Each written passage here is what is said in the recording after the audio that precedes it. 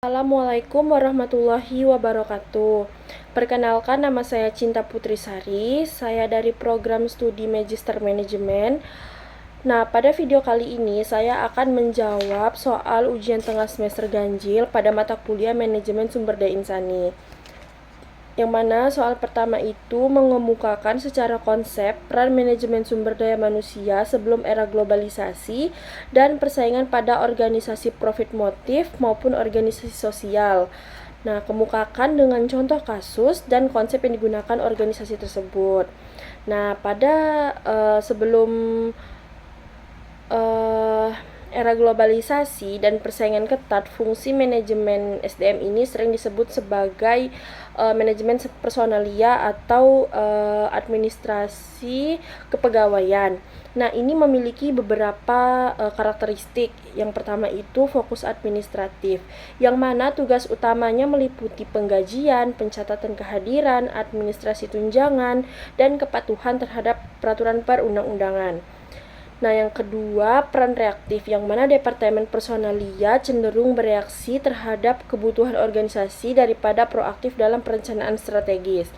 Nah, yang ketiga, orientasi jangka pendek, yang mana ini lebih berfokus pada operasional harian daripada pengembangan kapabilitas jangka panjang.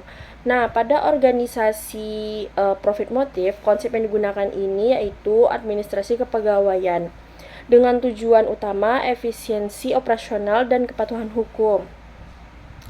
Nah, kalau organisasi sosial, peran manajemen sumber daya manusia ini bersifat administratif, berfokus pada pengelolaan sukarelawan dan staf inti dengan konsep manajemen sukarelawan atau administrasi nirlaba. Nah, contoh kasusnya pada PT Nusantara Tekstil. Nah, PT ini merupakan suatu perusahaan manufaktur kain lokal yang beroperasi di Jawa Barat pada tahun 1980-an. Pada masa itu, perusahaan belum terpengaruh oleh globalisasi, sehingga orientasinya masih terbatas pada pasar domestik dan efisiensi produksi. Peran manajemen sumber daya manusia yang mereka gunakan, yang pertama, tugas utamanya bagian sumber daya manusia hanyalah mencatat absensi, menghitung upah harian, mengurus cuti, dan mengelola administrasi pensiun. Yang kedua itu rekrutmen dilakukan secara sederhana, biasanya berdasarkan rekomendasi keluarga atau tetangga karyawan yang sudah bekerja. Yang ketiga, pelatihan pengembangan karyawan tidak menjadi prioritas karena dianggap sebagai biaya tambahan, bukan investasi. Nah, selanjutnya tidak ada analisis kompetensi atau sistem penilaian kinerja yang terstruktur. Penilaian kinerja hanya berdasarkan kedisiplinan dan lama bekerja. Nah, pada peran sumber daya manusia ini masih bersifat administratif dan reaktif, menanggapi kebutuhan tenaga kerja tanpa perencanaan jangka panjang. Orientasinya adalah menjaga stabilitas dan kepatuhan hukum ketenaga kerjaan, bukan membangun daya saing atau inovasi sumber daya manusia. Selanjutnya pada organisasi sosial, yang mana contoh kasusnya ini tentang Yayasan Peduli Sesama. Nah, yayasan ini merupakan lembaga sosial yang bergerak dalam kegiatan amal dan bantuan masyarakat miskin di wilayah pedesaan. Nah, organisasi ini dikelola oleh sekelompok relawan yang hanya memiliki satu staf administrasi tetap. Nah, peran manajemen mereka yang pertama itu tugas sumber daya manusianya terbatas pada pencatatan data relawan, penjadwalan kegiatan, dan memastikan formulir pendaftaran diisi dengan benar. Selanjutnya, tidak ada program pelatihan atau pembinaan bagi relawan. Setiap orang bekerja sesuai pengalamannya masing-masing. Yang selanjutnya, tidak terdapat sistem penghargaan atau evaluasi kerja, yang mana partisipasinya didorong oleh semangat sosial, bukan insentif profesional. Yang terakhir, rekrutmen relawannya dilakukan secara informal melalui rekomendasi atau ajakan dari teman atau keluarga. Nah, soal yang kedua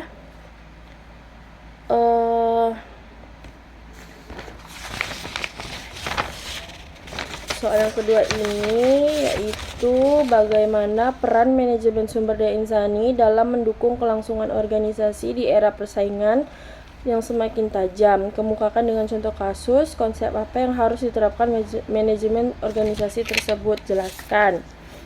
Baik, jawaban yang nomor 2 ini, manajemen sumber daya manusia ini berperan krusial dalam mendukung kelangsungan organisasi di era persaingan yang semakin tajam. Melalui pendekatan strategis terhadap pengelolaan talenta dan budaya organisasi. Nah, peran MSDI ini dalam mendukung kelangsungan organisasi di era persaingan semakin tajam dijelaskan dengan peran strategis, yang mana MSDI bertindak sebagai mitra strategis manajemen puncak dalam merumuskan dan mengimplementasikan strategi bisnis yang melibatkan aspek manusia. Nah, peran ini termasuk bagaimana cara memastikan ketersediaan talenta yang tepat untuk mencapai tujuan organisasi. Nah, pengembangan talentanya ini, MSDI bertanggung jawab untuk mengidentifikasi kebutuhan pelatihan dan pengembangan, serta penyediaan program untuk meningkatkan keterampilan dan kompetensi karyawan agar tetap relevan dengan tuntutan pasar. Nah, contoh kasusnya, sebuah perusahaan teknologi menghadapi persaingan ketat dari startup baru dengan teknologi lebih canggih. MSDI perusahaan tersebut menerapkan konsep pembelajaran berkelanjutan dengan mengidentifikasi kesenjangan keterampilan dalam tim teknik. Hasilnya, perusahaan ini berhasil meluncurkan produk baru yang kompetitif dan mempertahankan pangsa pasarnya. Konsep yang harus diterapkan yang mana konsep utamanya harus diterapkan oleh manajemen organisasi tersebut. Yang kedua, manajemen talenta terintegrasi memastikan setiap aspek siklus hidup karyawan atau perekrutan, pembangunan, retensi, dan suksesi dikelola secara holistik dan strategis.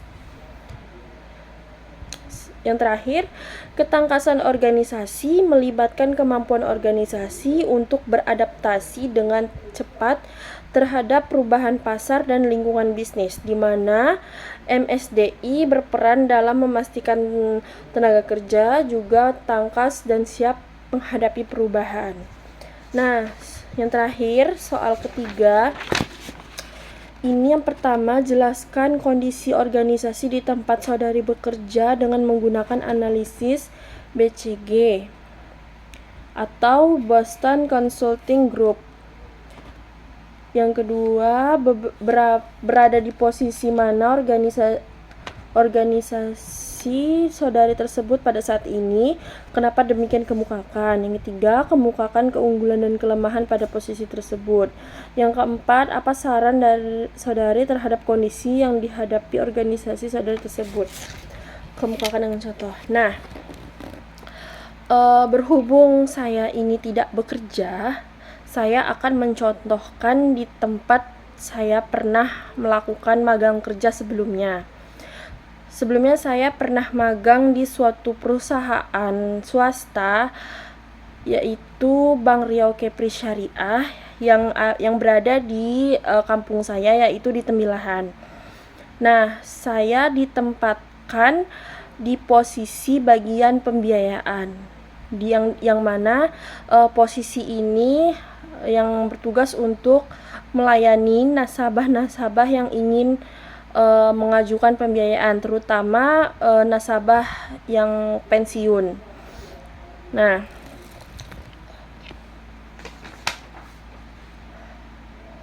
kondisi di tempat itu sangat strategis untuk dijangkau dari kantor-kantor, karena tempatnya itu berada di tengah-tengah kota, terutama di bagian pasar. Nah, kenapa saya diletakkan di bagian pembiayaan? Karena pada saat itu saya berasal dari jurusan perbankan syariah. Yang kedua, berhubung saya penelitian di tempat itu juga dan mengambil judul tentang pembiayaan, maka dari itu saya ditempatkan di bagian pembiayaan itu, sembari saya bisa survei untuk penelitian saya tersebut. Nah, selanjutnya ini kemukakan keunggulan dan kelemahan pada posisi tersebut. Nah, keunggulan dari posisi tersebut, nasabah ini bisa berinteraksi langsung dengan karyawan dan langsung mengkonsultasikan mengenai syarat pengajuan pembiayaan, berapa jumlah pembiayaan, berapa angsurannya, apa saja agunannya, dan proses pembiayaan tersebut. Nah, nasabah juga bisa menanyakan lebih lanjut mengenai pembiayaan tersebut. Nah, kalau kelemahannya pada proses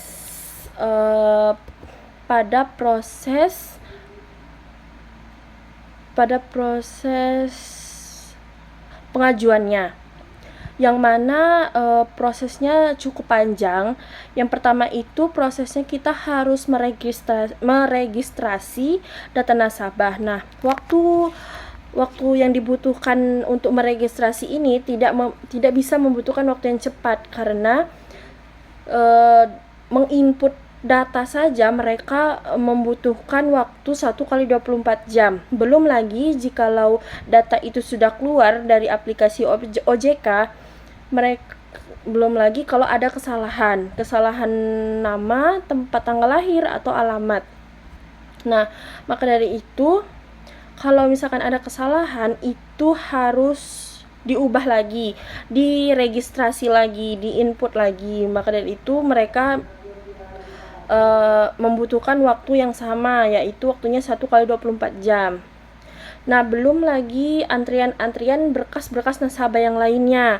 Belum lagi mungkin terkendala oleh koneksi dari pusat misalkan, atau kendala-kendala yang tidak sengaja dari perusahaan tersebut.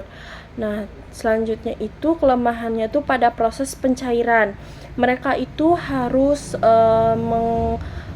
membuat rekening BRK itu untuk proses pencairan. Belum lagi mereka yang prosesnya pergantian buku rekening.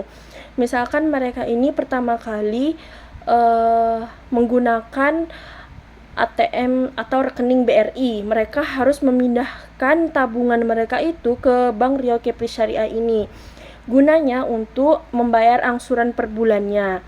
Nah,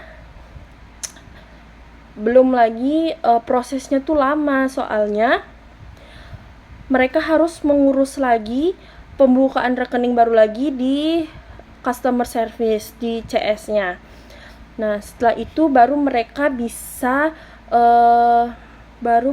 bisa menandatangani akad untuk pencairan. Nah, selanjutnya itu barulah mereka pencairan melalui rekeningnya masing-masing dan penyerahan agunan. Nah, selanjutnya ini apa saran saudari terhadap kondisi yang dihadapi organisasi saudari tersebut? Kemukakan dengan contoh. Nah, saran saya untuk organisasi tersebut, mereka harus lebih tanggap lagi dalam melayani nasabah. Soalnya dari yang saya lihat, mereka kadang di saat nasabah itu ada, mereka tidak stay di tempat. Bisa saja mereka sedang mengurus berkas di dinas-dinas yang lain, misalkan dinas pendidikan. Mereka tuh kan harus kerjasama dengan dengan dinas-dinas yang nasabah itu kerja. Dan kalau misalkan ada nasabah yang lansia, mereka itu harus lebih lebih fast respon untuk melayaninya. Baik, mungkin dari saya itu saja yang bisa dapat saya sampaikan. Lebih dan kurang saya mohon maaf. Akhir kata, wabillahi taufiq wal hidayah. Assalamualaikum warahmatullahi wabarakatuh.